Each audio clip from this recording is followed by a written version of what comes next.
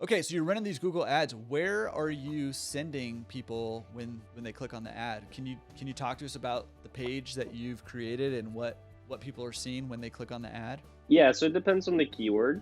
So if it's wash and fold or pickup and delivery related, then I send them to the wash and fold landing Can you page. tell me what that page looks like? What's on that page? I It's a can probably good question. screen share it if you want. Website's just loading, fellas. So keep in mind here that on this, when I'm sending people to the wash and fold page, it's got both residential and retail on the same page, because it's also hard to, when you're looking at the intent of the keyword wash and fold, for example, it's very hard to try to figure out whether that person is a business person or retail. So you sort of catch them both on this landing page, and then hope that they either contact us on the phone or that they go straight to the booking through CleanCloud. In terms of a business, though, it's more likely to come through like a phone call or Are you an seeing email. more residential people just book online, or are they calling too?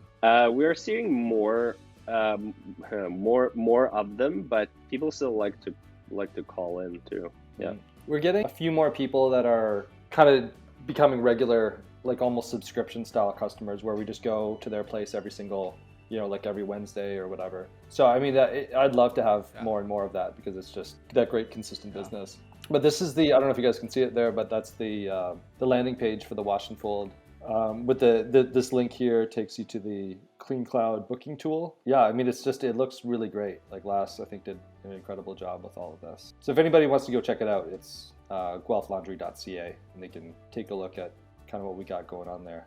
I'll have that link in the show notes, or if you're on YouTube. The other thing to consider there too is we basically have two campaigns, one for the self-serve and one for the wash and fold or pickup delivery side of things. But sometimes you will get commercial clients that are looking for a laundromat because they know that you offer those services. So they might actually go into that self-service funnel, but there's not much you can do about that.